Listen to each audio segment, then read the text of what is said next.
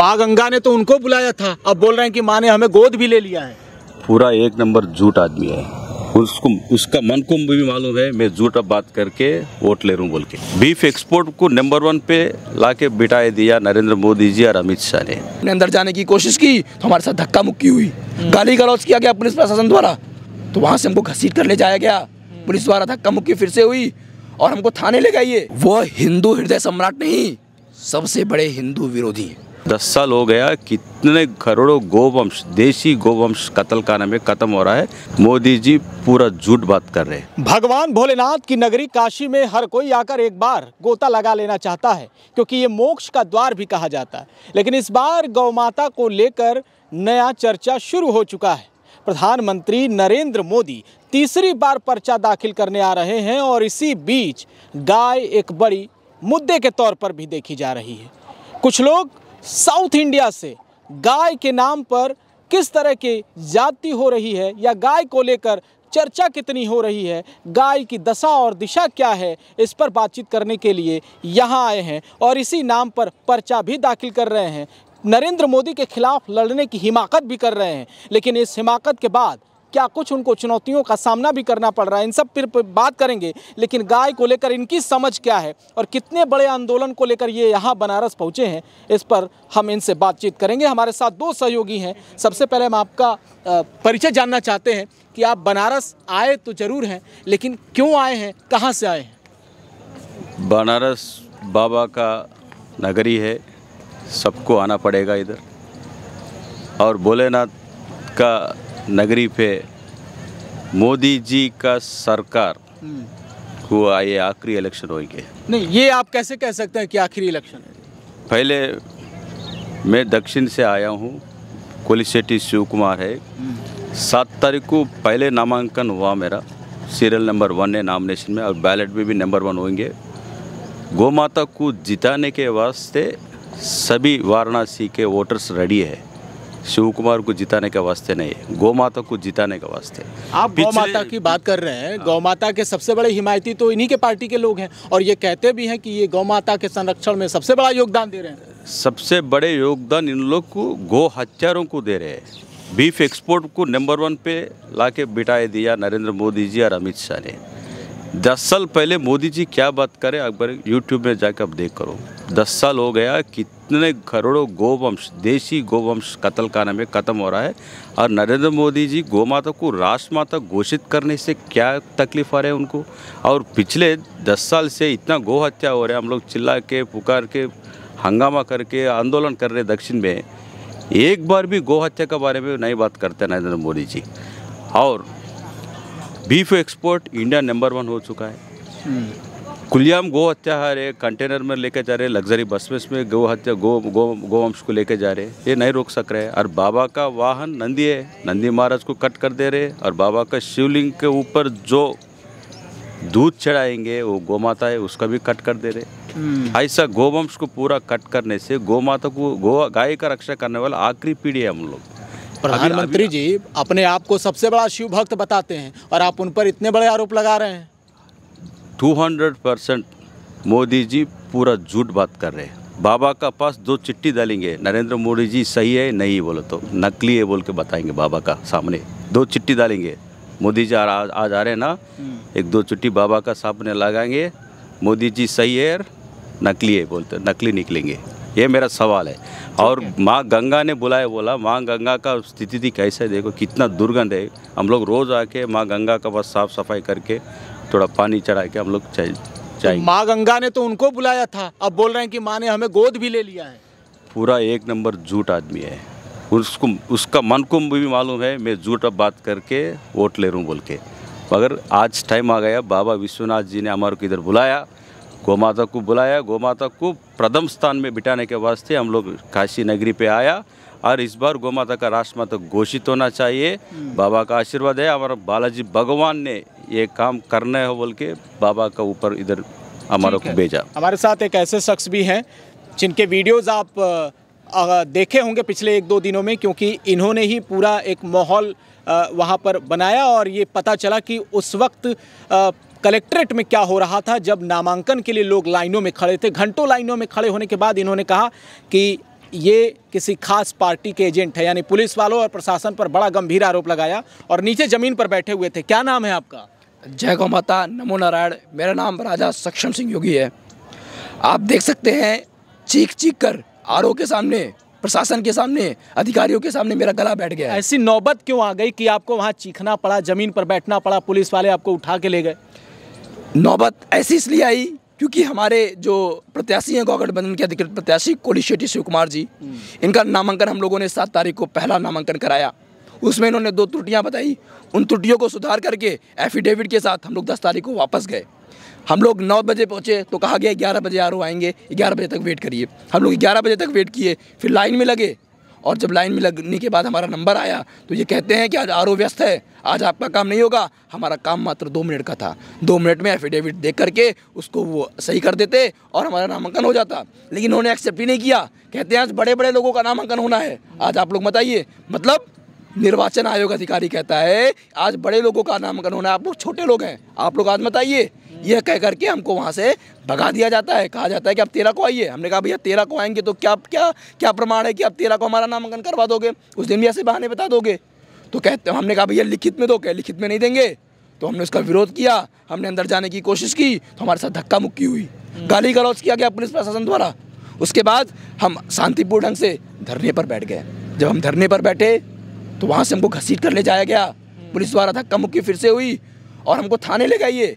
हमको कैंट चौकी पर बैठाया गया और वहाँ पे धमकी दी गई कि तुमको एक शर्त पर छोड़ रहे हैं कि तुम 15 दिन तक, जब तक चुनाव नहीं हो जाता, नामांकन स्थल के इर्द गिर्द आसपास नहीं दिखोगे। लेकिन एक बात बताइए कि जिस पार्टी पर या जिन लोगों पर आरोप लगा रहे हैं वो सबसे बड़े हिंदुत्व के हिमायती बताए जाते हैं और उनको कहा जाता है हिंदू हृदय सम्राट, और आप लोग भी वही हैं, वो सनातन की बात कर रहे हैं, हिंदू धर्म की बात कर रहे हैं, गौ माता की बात कर रहे हैं। फिर आप लोगों पर ये जाति कैसे हो सकती है? वो अपने ही लोगों पर ऐसी जुल्म क्यों करेंगे?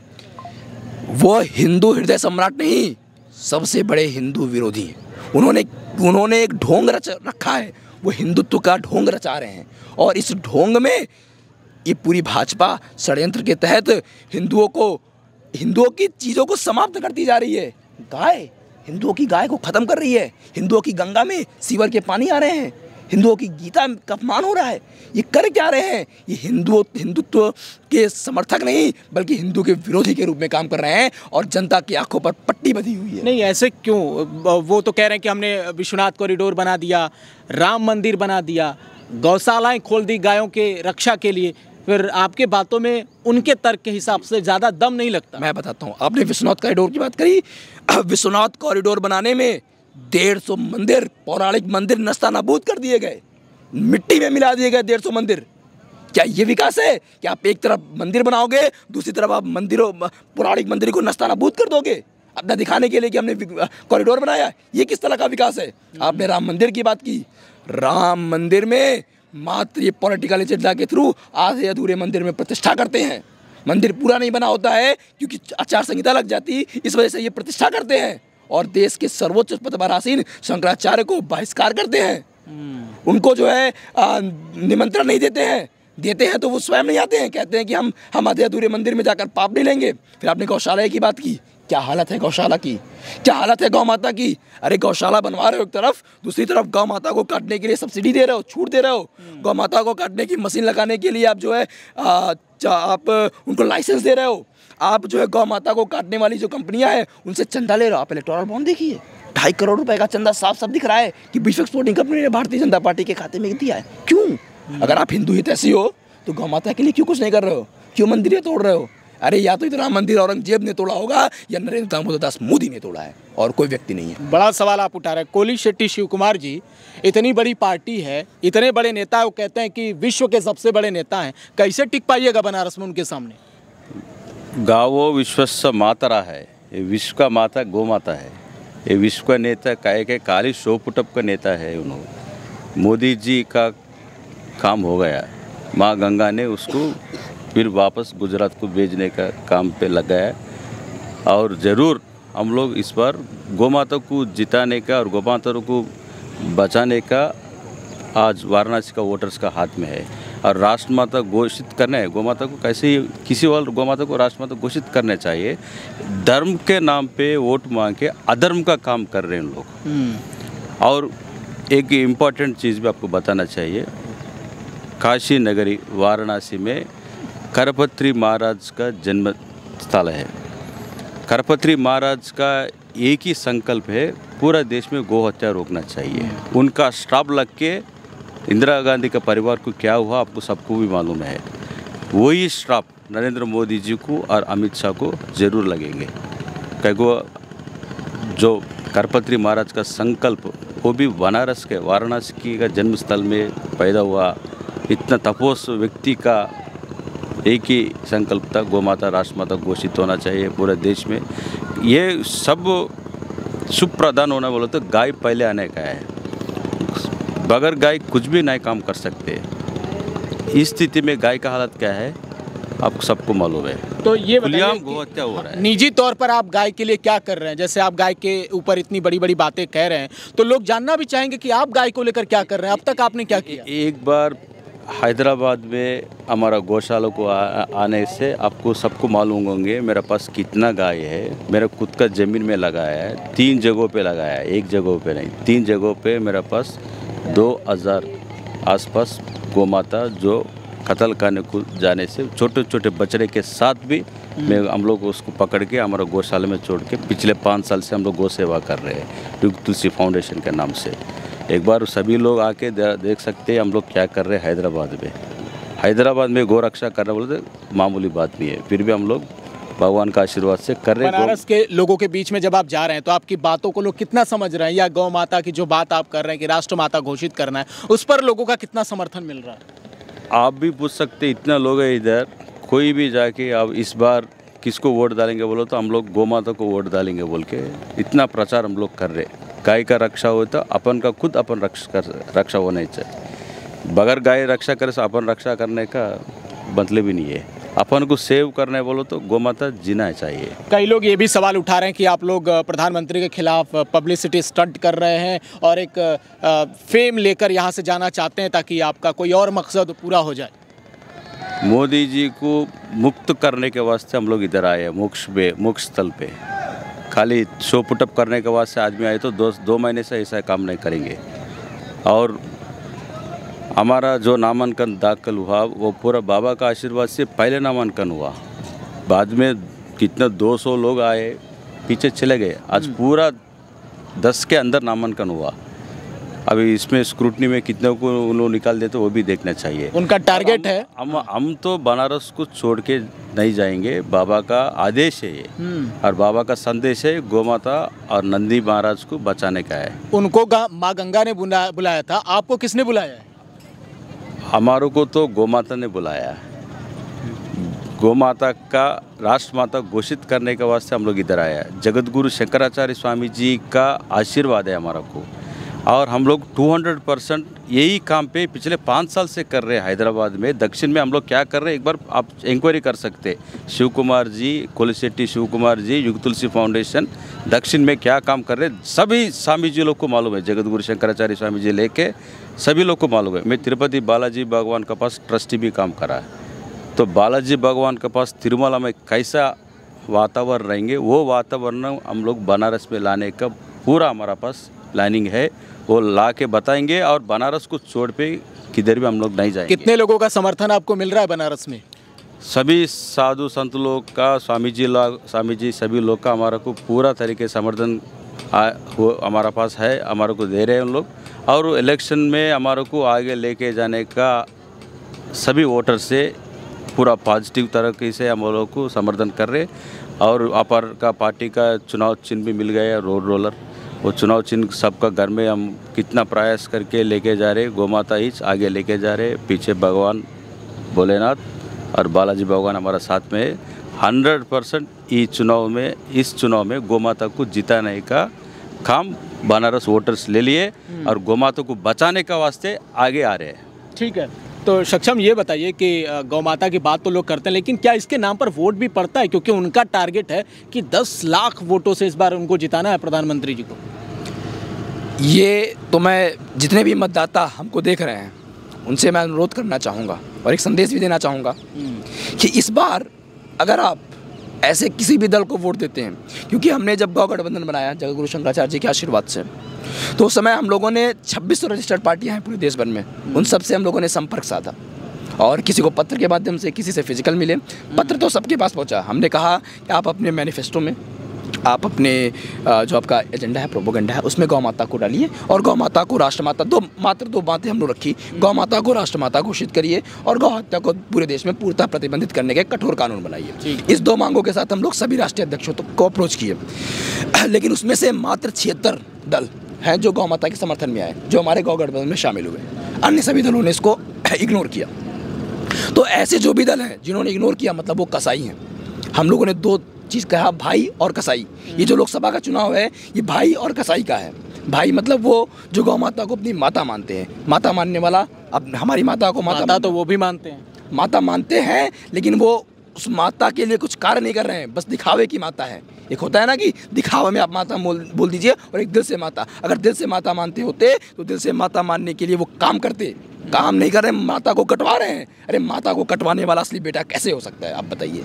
क्या वो बेटा हो सकता है जो अपनी माता को कटवा रहा हो? आप बनारस में घूम रहे हैं, क्या रिस्पॉन्स मिल रहा है?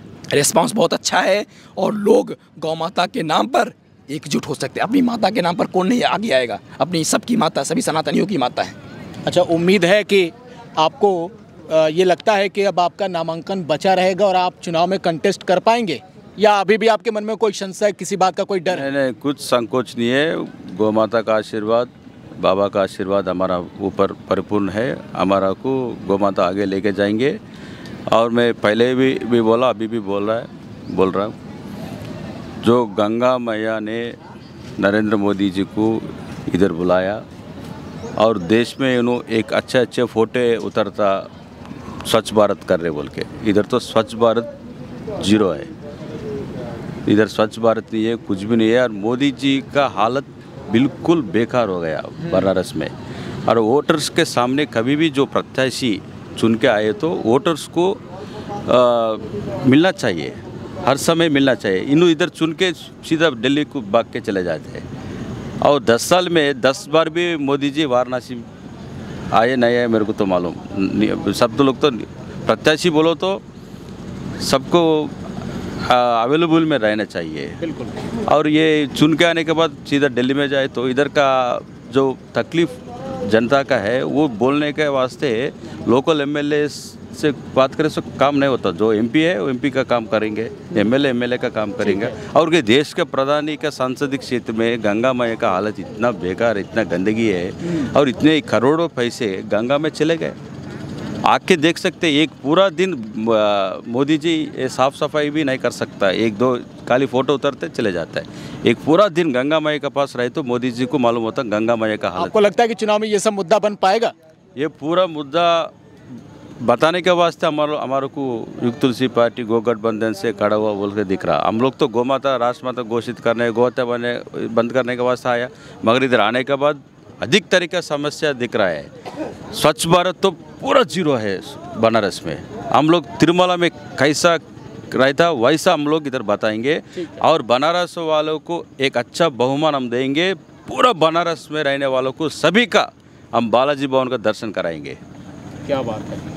तो महादेव की नगरी में बालाजी के दर्शन कराने आए हैं कोलीशेट्टी शिव कुमार। लेकिन देखना होगा कि 2024 के लोकतंत्र के इस पर्व में क्या तीसरी बार बाजी मारेंगे नरेंद्र मोदी, या फिर गौ माता के नाम पर वोट बटोरने के लिए आए कोलीशेट्टी शिव कुमार इस मुद्दे में लोगों को समझाने में कामयाब हो जाएंगे जो बातें ये कह रहे हैं। दावा तो बड़ा है, लेकिन किसी को माँ गंगा ने बुलाया था और अब किसी को गौ माता बुला रही है। जनता तय करेगी कि किसने बुलाया है। वाराणसी से जनतंत्र के लिए जयपाल।